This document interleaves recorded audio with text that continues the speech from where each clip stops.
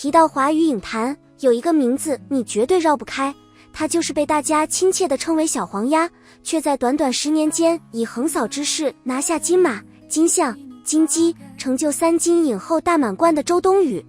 很多人看周冬雨，第一眼覺得她平平無奇，甚至在美女如雲的演藝圈裡顯得有些過於瘦小。但就是這樣一個看起來弱不正風的女孩，身體裡卻蘊藏着極其驚人的爆發力。她像是一把還沒開刃就注定要驚豔世人的名劍，看似輕薄，實則凌厲。1992年，周冬雨出生在河北石家莊一個普通的工薪家庭。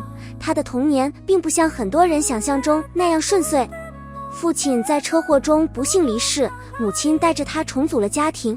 在繼父的關愛和生活的磨礪中，周冬雨從小就練體操，骨子裡透着一股子北方女孩特有的韌勁兒。2010年，高3的周冬雨去南京參加藝術考試，那是改變她命運的轉折點。當時張藝謀導演正在為電影《山楂樹之戀》選拔女主角靜秋，副導演在茫茫人海中拍下了這個青澀、乾淨，甚至有點怯生生的女孩。當年的周冬雨眼睛細長，笑起來彎彎的，皮膚透亮的能看到血管。張藝謀評價她說，她就像一張白紙，不僅長得乾淨，連眼神都是清澈的。憑借《山楂樹之戀》，周冬雨一夜成名，成為了最受矚目的謀女郎。但成名的同時也伴隨着巨大的爭議，有人說她是最醜謀女郎，有人質疑她除了演清纯少女什麼都不會，甚至在當時的互聯網環境下，她的長相和身材成了很多人茶餘飯後的笑料。考入北京電影學院後，周冬雨經歷了一段漫長的迷茫期。在那幾年的作品裡，她嘗試過各種角色，比如《宮鎖沉香》裡的沉香，雖然靈動，但總覺得被困在了某種名為清純的框架裡。直到2014年，《同桌的你》，大家發現她演起學生妹來依然無人能敵。可對於一個有野心的演員來說，單一的標籤是致命的。那段時間，她甚至因為在國際紅毯上說不出一句流利的英文，被媒體毒舌地稱為啞巴新娘。面對鏡頭時的笨拙與自卑，幾乎要淹沒了這個剛滿20歲的女孩。2016年是周冬雨演藝生涯的第2個分水嶺，她遇到了七月與安生，遇到了那個放浪不羈、渴望自由的安生。在曾國祥導演的調教下，周冬雨徹底釋放了天性。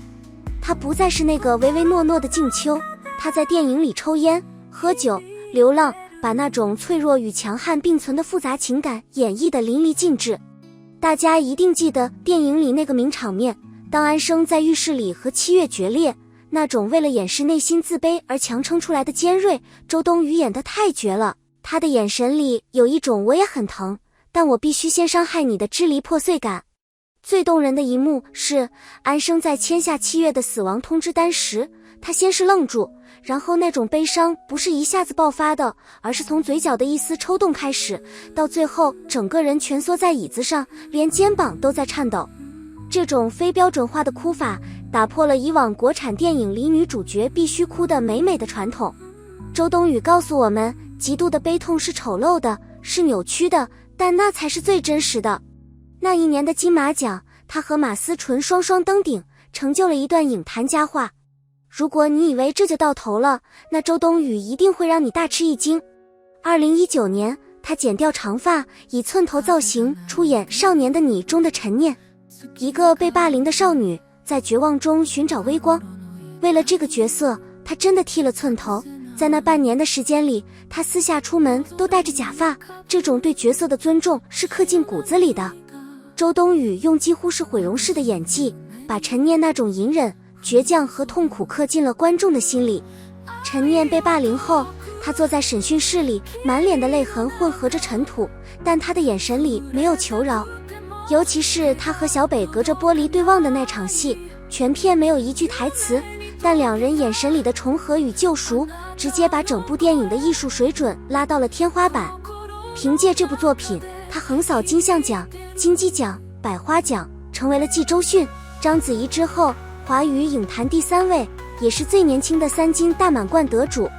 周冬雨的成功不僅僅是因為運氣好遇到了名導，更是因為她那種非職業化的靈氣。他演戲從不按套路出牌，總能給出一些導演意想不到的反應。在生活中，她也是個真實的可愛的姑娘。面對網絡上的小黄鴨表情包，她不僅不生氣，還大方自黑，親自在微博發對比圖，甚至在領獎時也拿這個梗調侃。這種坦蕩和自信，讓原本想看笑話的人都忍不住轉粉。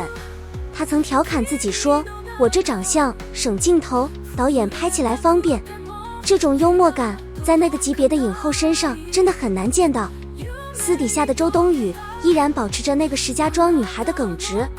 別的明星在聊藝術追求，她在聊想念家鄉的煎餅果子。記者問她怎麼保持靈氣，她一本正經地說：多睡覺，睡夠了自然就清醒了。更讓人佩服的是她的逆襲能力。當年嘲笑她英文不好的聲音，在幾年後她能全程流利地用英文接受國際媒體採訪時，徹底消失了。這些年，周冬雨也在不断嘗試轉型，從古裝劇千古絕塵的嘗試與爭議，到燃冬裡更具作者電影風格的探索，她始終沒有停留在舒適區。她曾說自己家裡沒有一個做電影的，能走到今天全靠那股子勁兒。現在的周冬雨不僅僅是一個優秀的演員，更是中國年輕一代演員中的標杆。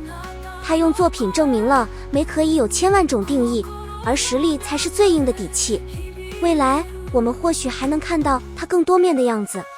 無論外界如何評價，那個在鏡頭前無比靈動的女孩，始終在按照自己的節奏野蠻生長，燦爛綻放。這就是周冬雨，一個普通家庭走出來的影壇奇蹟。